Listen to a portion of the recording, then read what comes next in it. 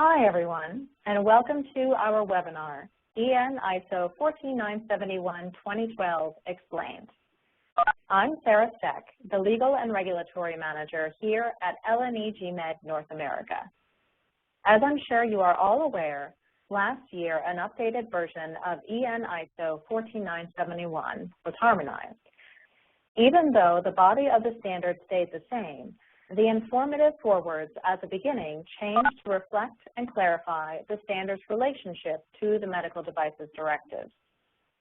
This supposedly minor change confused many manufacturers who had to examine if they needed to make changes to their current risk management system and how drastic those changes would need to be.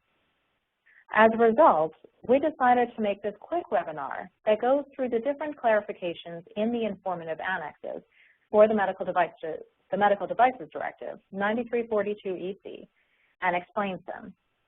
The idea is that by the end of the webinar, you should have a better understanding of where the clarifications came from and why there was a need for clarifications in the first place. Now, unfortunately, we don't have time for questions and answers today at the end like we usually do, but the question and answer boxes and chat boxes will stay up for you to submit your questions. After the webinar, we'll answer them and send the answers to you in about a week. Or, if you can't wait that long, you're more than welcome to send me an email or give us a call.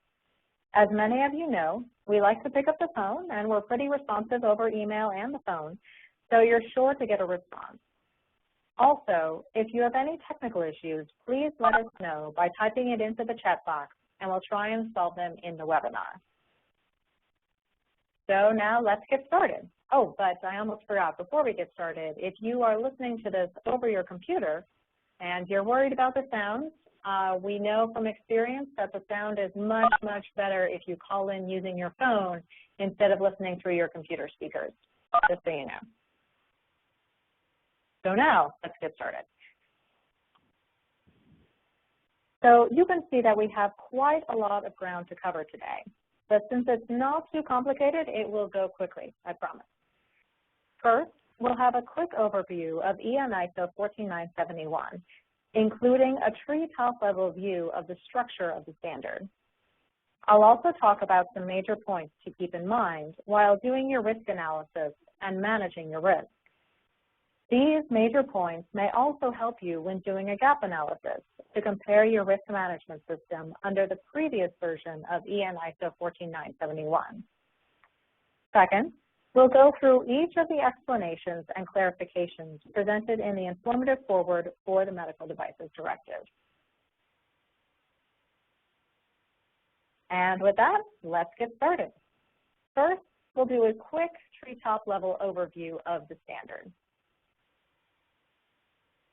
If you open up the standard, or print it off in many cases, you'll see that the standard is broken up into three different parts: the informative annexes, the body of the standard, and the normative annexes. If you're not familiar with these standards, it may be a bit strange to see annexes at the beginning instead of the end, but keep reading because these annexes are important and kind of why we're all here today. The informative annexes at the beginning of the standard, before the table of contents, explain how the harmonized standard relates to the European directive. In the case of EN ISO 14971, this is done in a table that outlines how each essential requirement can be illustrated by the different clauses in the standard. So, in other words, these informative annexes explain how the standard is harmonized with the different directives, that it can provide a presumption of conformity for, or where the EN of EN ISO 14971 comes from. Now, don't forget, just to note, that applying the harmonized standards is voluntary. It's not mandatory. Second, you will see the body of the standard, the actual text of the standard. In this text, you will see the different requirements for the standard. This is also called the standard reference. So when people say that the standard reference didn't change, this is what they're referring to. The last part of the standard is the normative annexes. It's a bit tricky because in the standards table of contents, you'll see informative in parentheses. However, because these annexes are part of the original or the international version of the standards, we refer to them as normative. I'm making air quotes. Unlike the informative annexes, so the ones at the beginning, these annexes are part of the original standard and not added to harmonize the standard with any kind of regulatory scheme. For ISO 14971, these annexes outline different risk management tools and methods to use. In the body of the standard, you'll notice that almost each part indicates a note directing you to which annex you can refer to for more guidance on implementing the specific section. Sometimes the tools and methods in these annexes are required, so make sure to check the regulatory requirements. Speaking of things to be sure of, here are some of the major points to keep in mind for the standard, as well as the revisions of the standard. First, a couple reminder notes that ISO 14971 is a way for medical device manufacturers to analyze their device's risk against many factors, like manufacturing and production issues, usability, etc. This analysis is incorporated into the device's risk management file, which is part of its technical documentation. And so it's assessed along with the device's essential requirements as part of its conformity assessment. To conduct this analysis and manage your device's risk, you can use the methods and tools that the standard describes to reduce the risk. As we'll learn later, some of these methods and tools don't, on their face, reduce the risk of the device. However, the methods and tools help you to have a better view of the risks and hazardous conditions for your device, so you have a better view of any corrections or further actions you may need to take for your device. Third, it's important that manufacturers keep in mind that the risk management system should evolve with time. ISO 14971 includes provisions to collect post-production information on the risks and safety of the device, as well as other similar devices. This important part of the process is key in managing risks going forward for a specific device. Another important part of the process is taking a team approach to the risk analysis and risk management.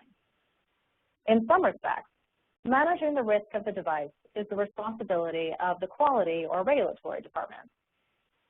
However, for each stage of the development and manufacture of the device, different divisions and different departments may play key roles that give them an insight into the device that quality and regulatory may not have on their own. Therefore, it is important that more than one mind analyzes the risks and takes part in the risk management of the device. With those major points in mind, let's head on over to the explanation for the EN ISO 14971-2012 informative annexes. We'll examine each of these points raised in the informative annex for the Medical Devices Directive, 9342 EC. So let's get started.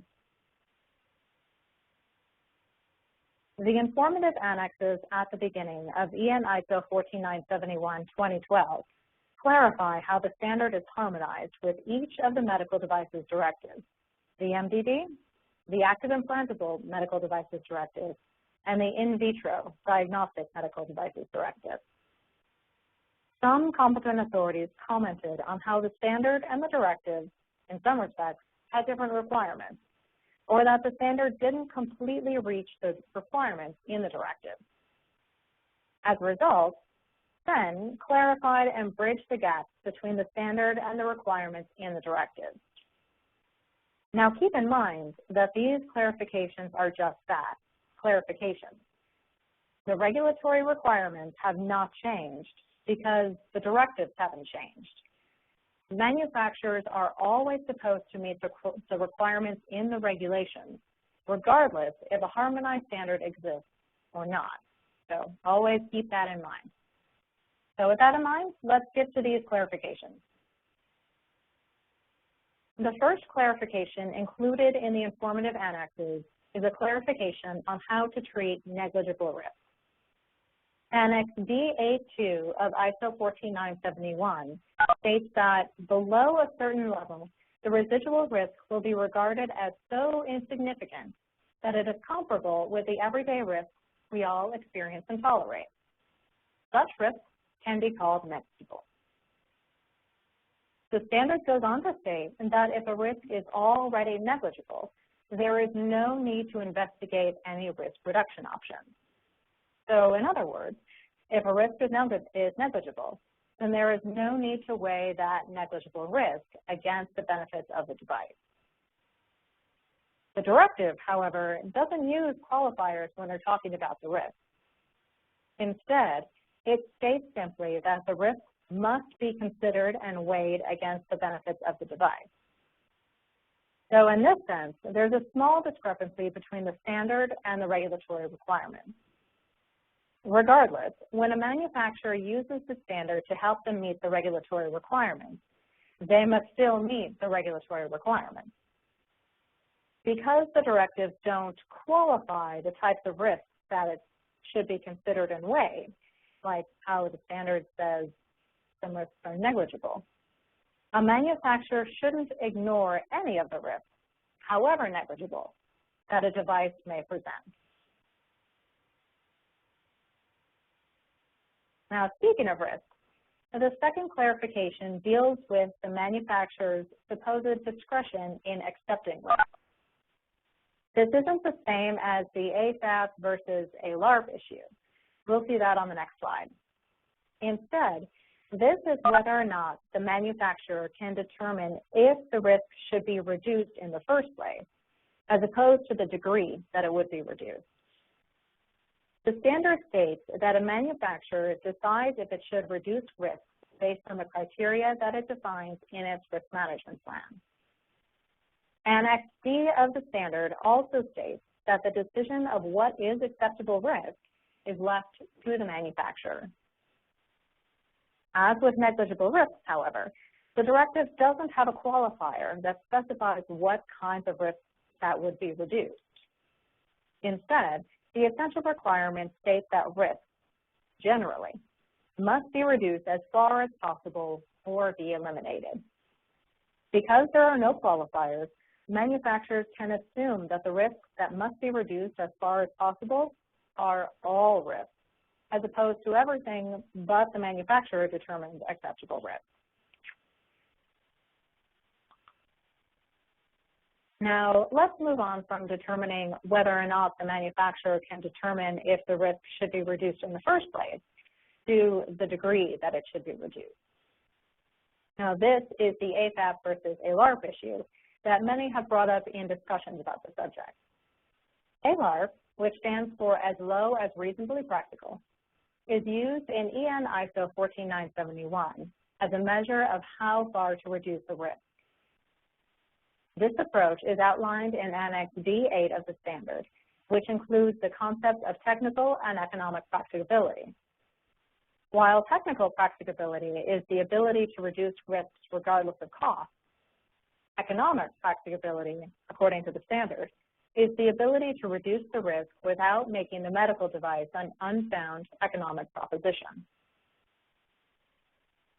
If you search through the directives, however, you won't find ALARP.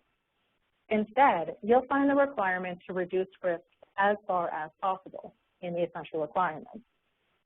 As far as possible and as low as reasonably practical sound pretty familiar. Although for a medical device manufacturer managing the risks with their devices, the two concepts are actually quite far apart. As far as possible, it doesn't leave room for economic considerations. The device's risks should simply be reduced as low as they are technically able to be reduced. In this sense, the directives don't take into account economic practicability with respect to managing the device's risk in order to put the emphasis on the public health. Medical device manufacturers shouldn't base their risk management on how much it costs the company, but rather how safe of a device they could create. So continuing on the theme of the manufacturer's discretion for the risks they take into account is the next point of clarification, dealing with the risk-benefit analysis. When performing their risk analysis, manufacturers weigh the risks that the device poses against the benefits to the patient to determine if the risk is acceptable or not. This risk-benefit analysis, according to the standard, doesn't have to be performed for each and every risk that the device presents. Instead, Annex C6.1 states that the risk-benefit analysis is applied to the risk that the manufacturer deems to be acceptable in order to determine if the device would do more benefit than harm.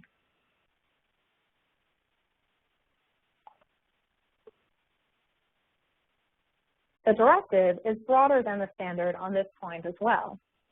Section 1 of Annex 1, the essential requirements, states that a risk-benefit analysis should be performed for any risk, not only the manufacturer-determined acceptable risk. This is important because even though a residual risk may be reduced as far as possible, and so acceptable, the manufacturer must still analyze the risk to ensure the benefits to the device outweigh these risks. Clearly, if the manufacturer then determines that the risk actually outweighs the benefits, then it should apply the risk management methods and risk control principles again to further reduce the risk.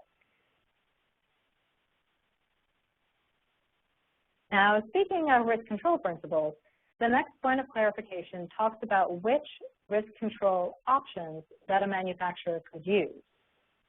The standard gives 3 risk control options that the manufacturer can choose to reduce a device's risk: inherent safety by design, protective measures in the medical device itself or in the manufacturing process, and in the information for safety.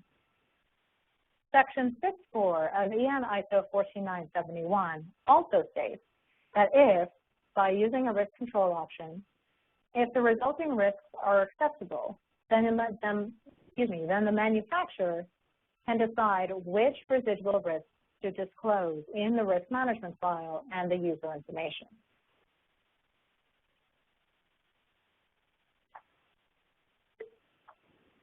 As with everything else, however, the directives don't allow manufacturers to choose one or more of the risk control principles, as they are called in the essential requirements. Instead, the manufacturer must apply each of the risk management principles in the order that they appear in Annex 1, Section 2. First, eliminating or reducing risks as far as possible through inherently safe design and construction.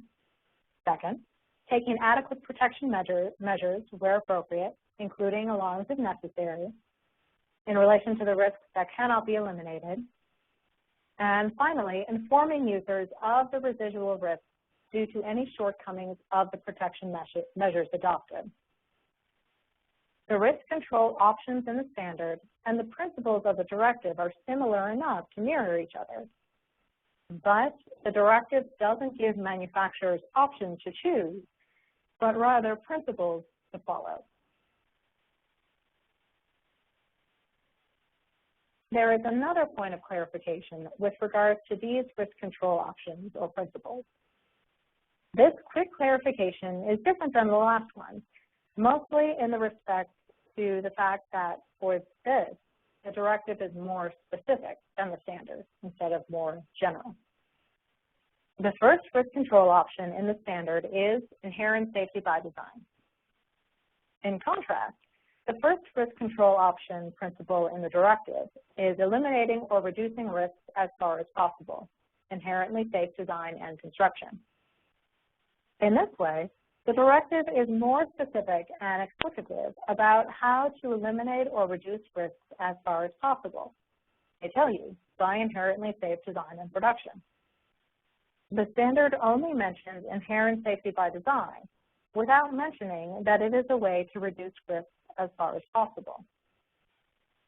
In this way, the directive is more specific, and so, in order to comply with the regulatory requirements, a manufacturer should first design safety into the device instead of relying on the other risk control options in the standard first. Now, the last point of clarification regards user information and residual risk. As we just went over, the standard includes the information that is provided to users that details the safety and risks of the device as a risk control option. In other words, the standard uses this information for safety as a way to control the risk of the device to the users. The directive, on the other hand, doesn't use the information provided to users as a way to reduce the risks of the device. Instead, this information is simply a way to inform users of the residual risk. In this sense, manufacturers shouldn't attribute any risk reduction to the information to users for safety.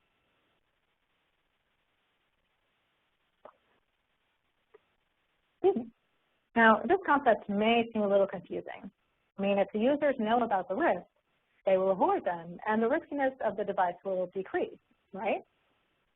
However, don't forget that it's the manufacturer's responsibility to reduce risks as far as possible. Also, keep in mind that simply telling people about the risks of the device don't make the risks go away by themselves. So, for example, to take an example that is not a medical device, but something we all know that we shouldn't try and blow dry our hair in the bathtub. And we probably know that by the tag on the blow dryer's power cord.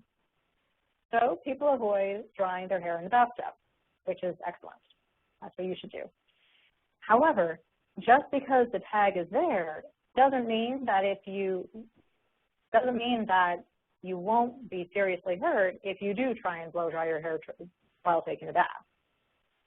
So as you can see in this sense, the information to the users, which in my example is the little tag on the power cord, doesn't reduce the risk to the users. It simply informs them of these residual risks. And this is kind of the point behind this clarification. So now that we've gone through the clarification points that are outlined in the new informative annexes to EN ISO 14971-2012, let's go over a few helpful tips to risk management generally, ways that a medical device manufacturer could use to guide them through the risk management process. First, and we mentioned this at the beginning of this webinar, a team approach to risk management and analysis helps compile the risks and manage them more efficiently. This way, risk management isn't just one person's perspective, but many of them. Risk management is definitely one of those things where the more eyes that see an issue helps instead of hinder. Second, don't forget that the regulatory requirements are what is required, as opposed to the standard requirements. Sometimes there are gaps between the requirements outlined in the standard and what is required in the regulation. It is important to identify them and use the standard as a tool to meet the regulatory requirements. When we're talking about CE marking, the standard is always a means to an end, regulatory compliance, as opposed to the end. Now, don't forget also that the harmonized standards are voluntary. So very strictly, you don't have to use them if you don't want to, but the requirements in the directives, the regulatory requirements, are mandatory. They are regulatory requirements, after all. So finally, a manufacturer's risk management and analysis for its device should evolve with time. The essential requirements in the directive require that a device is safe according to the state of the art. While the harmonized standards provide a presumption of conformity to the state of the art, sometimes what is actually the state of the art changes faster than the standard. Manufacturers should keep this principle in mind when managing the risks for their device. So that just about wraps up our webinar on the new EN ISO 14971-2012. Thanks so much for staying tuned, and I hope that you found the webinar informational and helpful. I will be sending out these slides in about a week. I will post the webinar to the website as soon as it's ready. I've been recording it all this time. Now, I see that you've been typing questions throughout our entire webinar, so what I'm going to do is I'm going to take them, consolidate them, and send out the answers in the next week or so. Now, like I said, if you can't wait that long, please don't hesitate to give us a call or send us an email. You see our email address and our phone number right there. As many of you already know, we're pretty nice, and we actually answer the phone and our email and everything like that, and we're always happy to talk to you. So, like I said, if you have any questions, absolutely let us know. Thanks again for listening, and I hope you have a great rest of your day.